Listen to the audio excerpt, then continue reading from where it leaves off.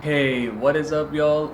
Welcome to OsaZain. This is your host, Osa, hosting OsaZain. I finally got the intro right. So I noticed that my video on Is ICM a Scam? That video blew up. I've spent nearly a year in ICM. I've received a lot of questions from y'all. I want to answer your frequently asked questions. So without further ado, let's jump into it. So the first question the most common question I get is ICM legit? If I make a video called Is ICM, this will sound very condescending, I'm sorry. But if I make a video called Is ICM a Scam and I clickbait it, you watch the video, you go till the end, and I give a pretty convincing answer that no, it's clearly not a scam. You still ask me if it's legit. If it's not a scam, that means it is legit. So, to answer your question, before you ask me, is ICM legit? Yes, it is legit. Shit, we're running out of battery already. Okay, so the next question I get asked is, so are the fees on the offer letter for the entire year or just one semester? So the fees you get on your offer letter is the fees you pay to get your offer letter accepted. So you get a final offer letter which you then submit to CIC, and then your process for visa begins. So a semester lasts for 4 months. There are 3 semesters in a year because 4 3s are 12. Do the math. Fees on your offer letter are just for 1 semester, which is 4 months. The next question I get asked a lot is, what is the study style there? You study in ICM in the style of UofM. So UofM is a research-based university. You don't have to just take in information and regurgitate it out. It's more of, you take in information, you process it, you practice on your own, you discover things, and then you apply them onto your exam, which is why I mentioned that if you study hard, you'll get the grades you want. The next question I get asked is, which universities can you transfer? You can transfer to any university in Canada. Nationwide, basically. I have a pretty good guess going here. Any credit hours you gain at any certified institution in Canada, those credit hours can be used in other institutes. For example, you gain 24 credit hours in ICM. You can use those 24 credit hours to transfer to any other university. So the credit hours are transferable for ICM at least. That's what I'm sure about. I have a personal story about it. So I know 2 friends. One of them went to Vancouver, one of them transferred to Toronto. Both of them studied in ICM, accumulated their credit hours, and then transferred. The same deal goes with ICM to UofM. Let me get this clear. Damn it. Let me get this clear. Many advisors or your counselors, the guys who sent you here for ICM, the ones who recommend ICM, they say you're going to UofM with ICM or whatever. ICM is different from UofM. So ICM uses resources from UofM. Crap, I ran out of battery. Okay. So as I was saying, you transfer from ICM to UofM. They are 2 different institutions. ICM uses UofM's resources. International College of Manitoba uses University of Manitoba's resources. I hope I've made that clear. So once you're done with ICM, 3 semesters in UTB2, which is 12 months in UTB2, you can transfer over to UofM and you get an accelerated pathway or whatever. It's basically like getting priority admission. The next question I get is it good there? This is going to sound very condescending. Yeah. It depends on what your definition of good is. Good could be living, it could be just living large. It could be living in a very good climate. It could be supporting yourself. It could be living a night lifestyle or a day lifestyle. So I can't really tell what's good. If it's good here, you need to be specific with that question. Because I get that question a lot. I'm not kidding when I say that. Weather, yes. The weather here is brutal. The only good time to be here is either spring or autumn. That's the only 2 good times to be here. Because in spring, you get temperatures ranging from 5 to 15. Yeah. You get temperatures from 5 to 15, and that is pretty good. I mean, that's a livable temperature to be in. And in autumn, you have this exact same deal, except in autumn, snowfall is beginning and the leaves fall down, they turn yellow. It just looks beautiful. In spring, snowfall is ending, leaves start growing back. It's a whole beautiful scene, to be honest. Now we come to summers and winters. And oh lord, they're different. I'll start with the winters. I'll give you the bad news first. They're both bad news, but like the winters go to -40, -40. I'm not kidding. This is not a joke. The the temperature goes down to -40, and that shit is extreme. So you need to get this thing called a thermal. People usually survive with that and 1 or 2 layers of clothes, and of course a jacket over it all. So that's how people usually get by. And you need to be wearing your winter gloves as well. Hold on, this is mine from last winter. I lost like 3 of these last winter. 3 pairs of them. See, this is thick. This is my hand right here. That's this. You see that difference? I prefer getting a scarf as well. So a winter jacket, these gloves, thermals, 1 or 2 layers of clothes over your thermals, and that should be enough to get you by. You know what the interesting thing is? The temperature isn't what gets you, it's the wind. So the wind is really crazy. What it does is brings the temperature down even more. Those of you who have used AccuWeather or Wonderground, and I think weather.com as well, it shows you what the real feel is like.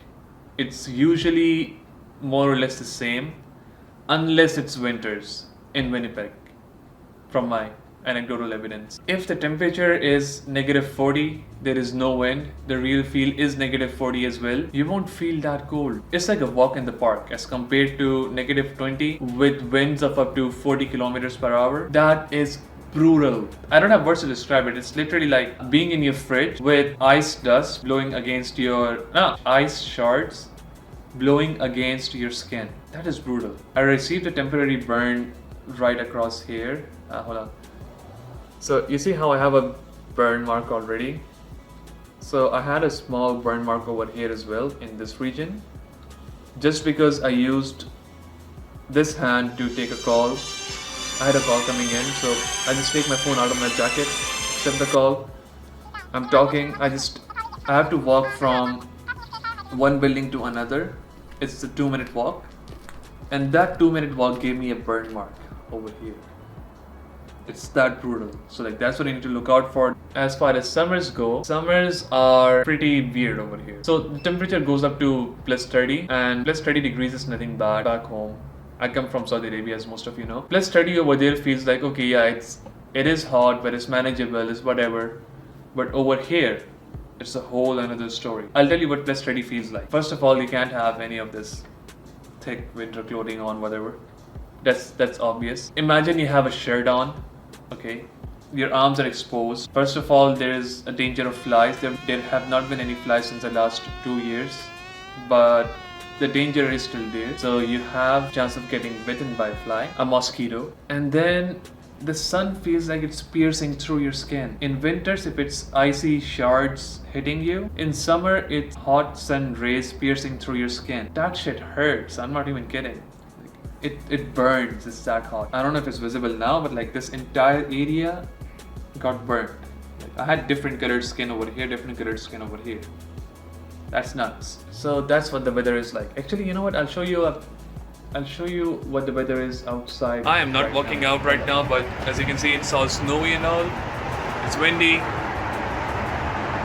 This is where I live. This is where I made the first video, if you all remember. You all will remember. So it will snow today. It's gonna be a weird weather, and I mean, you just have to go with it. Oh. My trousers are cold by just shooting that short video. Holy shit. Then we come out to safety. It is not that dangerous over here if you don't get involved with the bad kind of crowd. So most of the murders you hear about, it's mostly gang related stuff or drug related stuff. unless and until you're into that kind of stuff, that kind of things, you won't really get affected by it. The most dangerous thing that can happen to you is if you're taking a walk across downtown and somebody stops you to ask you for a smoke and you refuse a smoke, they'll probably just harass you, and that's about it. Nothing much really happens. It's a bunch of drunk people just roaming around. They can't run, they can't walk, they can't hit you. So like, you're all good. That's about the worst that happens. There are robberies, sure. There are people shoplifting, sure. But then, unless until you're specifically placed in a specific situation, it is safer here than it is even back home. I'm not exaggerating when I say that. That's a good segue to our next topic. Jobs. Jobs are not that hard to find. I have a video coming up on this specific topic. Jobs aren't really that hard to find. They're hard in winters, they're hard in summers, but at the end of both of these terms, at the end and the beginning of these two terms, it's not really that hard to find a job. Most of my friends are employed right now. One of them works at Popeyes, one of them works at Blue Note, one of them works at Sears, one of them works at a Circle K, one of them works at a Subway, I work at a 7-Eleven. It's not that hard to find a job. The only thing that you have to do is make sure your resume looks good.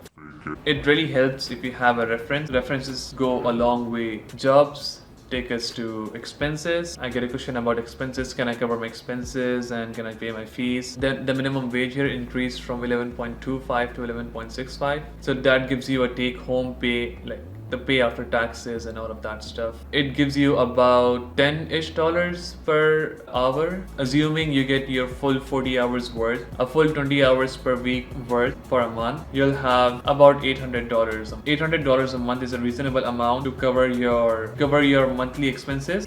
You can cover your rent, your hydro bill. Hydro is electricity. I have no idea why they refer to it as hydro. Your phone bill and your groceries. You can cover off all four of that. Rent usually comes up to $300 a month. Hydro is, unless you're living in a house, hydro usually comes together with the rent. But if you're living in a house or something, then it's usually $30.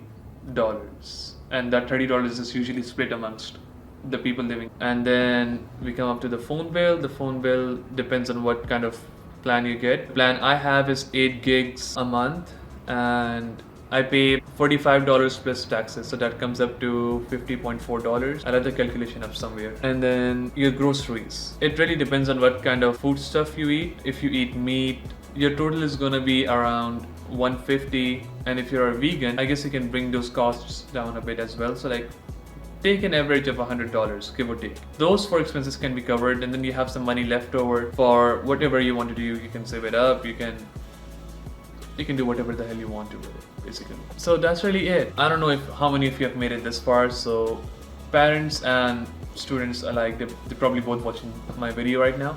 So if you have any questions, any other concerns, you can just leave them down in the comments below. Make sure you're subscribed for future content that's coming up for all of things I mentioned above. So I'll probably have a university tour up as soon as I get a portable camera. I'll cover the weather out as well. I'll cover the safe and not safe areas as well, because I've traveled to both the safe and not safe areas. I'll have a video up on getting a job and like the job process and advice and all of that stuff. If I helped you out with this video, please make sure you share this video with others as well, so others can be helped as well. Drop a like, subscribe, comment any of your questions, concerns down below.